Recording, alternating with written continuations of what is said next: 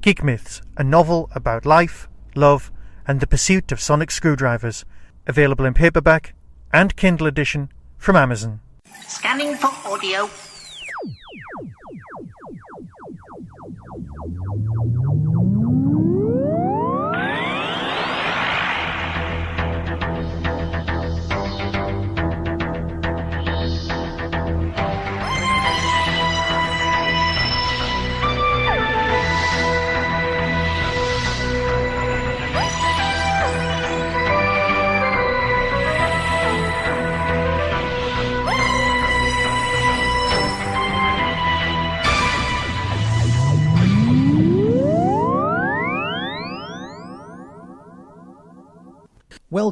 Welcome to a Tin Dog podcast.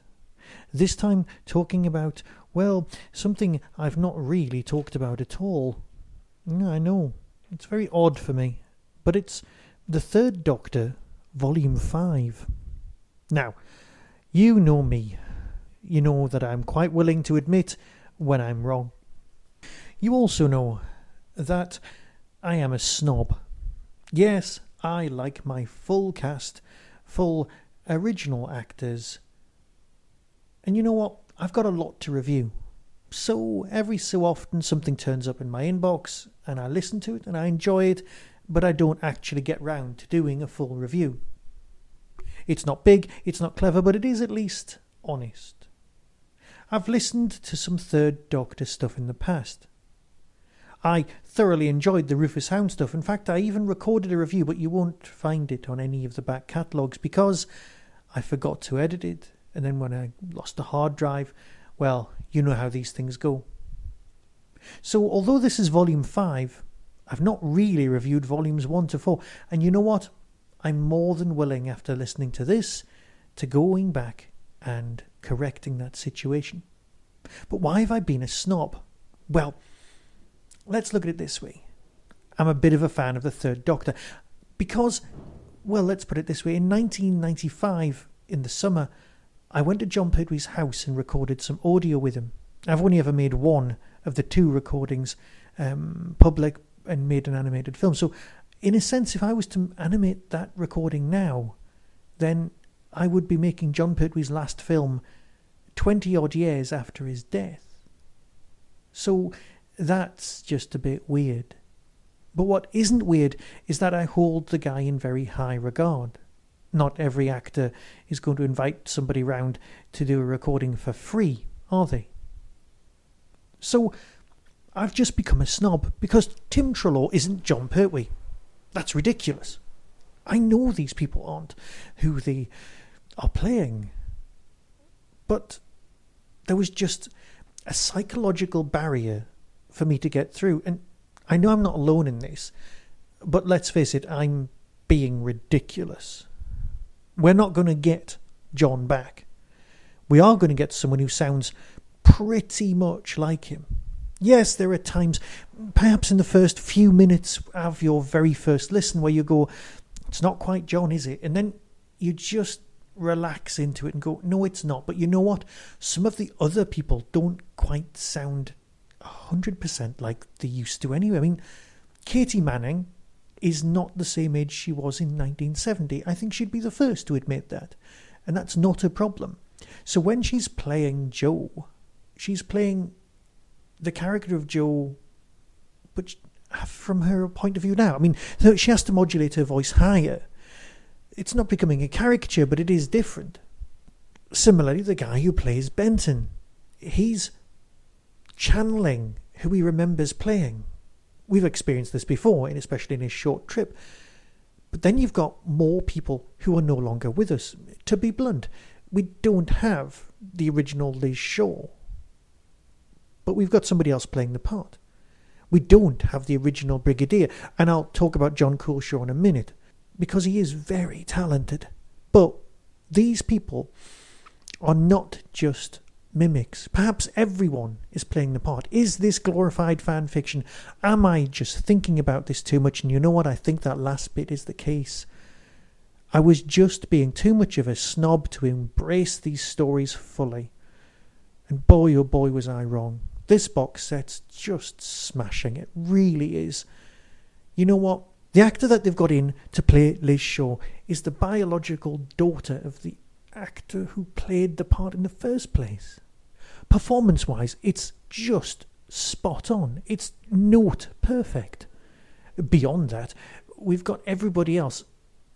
Like I said, once you've relaxed into it and you let the story wash over you, you realise what you're listening to is a perfectly serviceable and marvellous Third Doctor story. You've got a box set with 2 particularly great stories involved, and this is the first one that's got the brig. What is possibly the only thing that could go wrong with this? As far as I'm concerned, nothing. So here's the synopsis for the first story. Primord by John Dorney. Prisoners are escaping from incarceration all around the country, and unit have been called in to aid in the search, but the Doctor is unwilling to agree to the Brigadier's requests for help, as he and Jo have opted to take a holiday. They're visiting his old assistant Liz Shaw, now working in Cambridge University. But unfortunately for Jo, the Doctor can't relax for very long.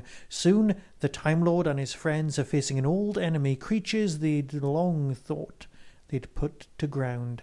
The Primords have returned, and this time the danger may strike very close to home. So yes, you've also got, in this story, a Troughton playing a part. I know, Michael Troughton is just brilliant. It's as if he's stepped straight from the pages of an Avengers, the proper Avengers, the BBC, it doesn't matter, the British Avengers. The character would have been perfect for that. It's just a great story. The Primords are back, but they've got something else going on.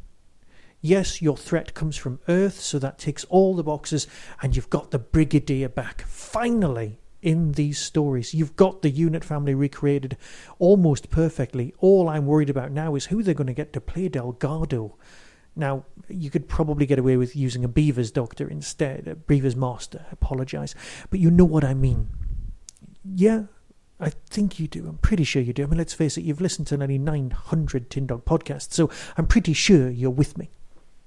So, this brings us to Brigadier Alistair Gordon Lethbridge Stewart, as played by John Culshaw, an incredibly talented man. All the way through, the character is ringing true. The voice is spot on. Yes, you know it's not him, but you know what?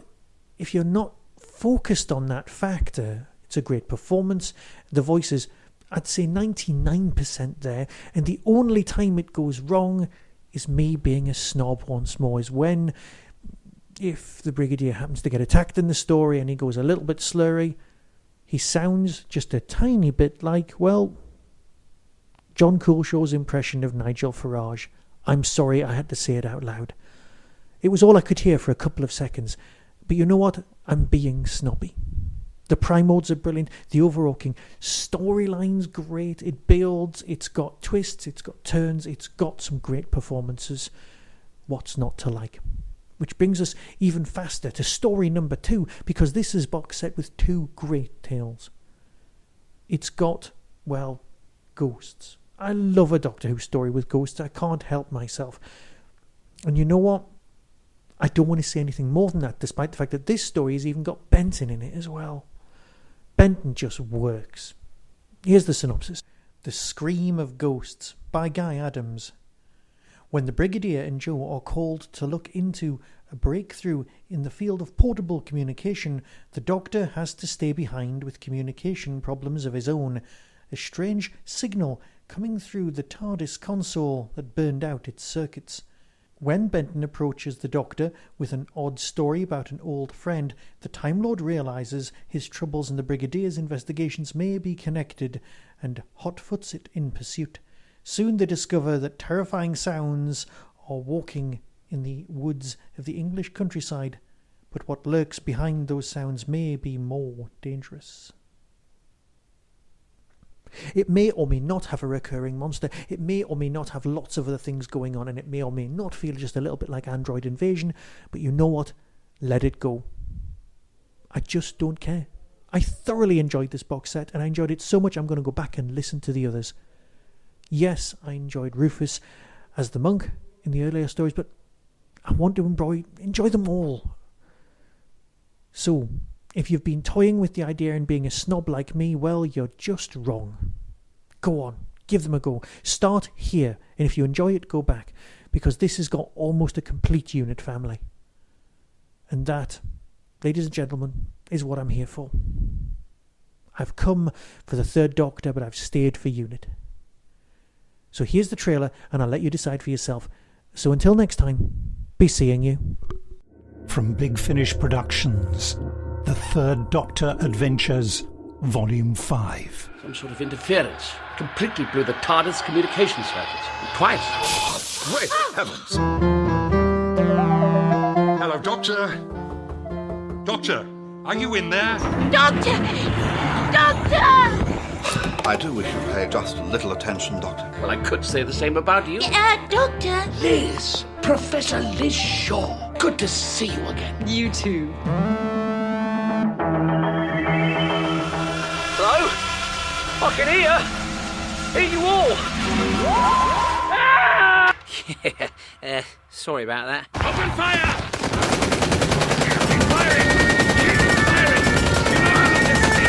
All right, this is Brigadier Lethbridge Stewart. I have resumed command. Abort this launch. I repeat, abort this launch. Commander, planet Earth within broadcast attack range. Sorry, Private. I think I closed the door a little too quickly then. He'd probably think I'm off my head. You would be surprised what I'll believe, Concrete. You called them Primords. From Primordial, I presume. So you saw the Primords? That's what we're calling them. Primords. Stop it, you useless thing! Just stop it! I think we might need to broaden our definitions of what's possible. To think of all the money wasted feeding and clothing these monsters every week. I know what I heard. I wish I could say the same. Like someone or something has stolen the entire street. It said, help me. They're coming.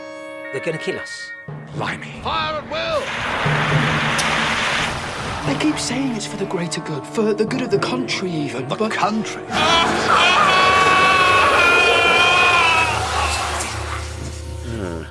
There go my speakers. Big Finish.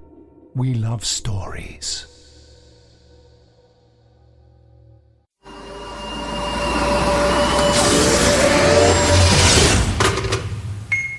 On Saturday the 31st of August 2019, Hooverville returns.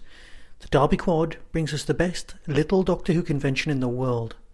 Guests announced so far include Ingrid Oliver, Osgood, Sophia Miles, Madame Pompadour, the girl in the fireplace, Nabil Shaban, who played Syl, Christopher Ryan, Lord Kiv in Mind Warp, and General Stahl in the Sontaran Stratagem, Edward Russell, former Doctor Who brand manager, Rob Ritchie, 3D animator on the Macra Terror, Keith Barnfather from Real Time Pictures, Chris Chapman, Doctor Who VAM producer, James Burgess, model maker on Mission to the Own remake, and there are sponsored guests including Michael E. Bride, director, and Simon Fisher Becker, who played Dorian Maltivar.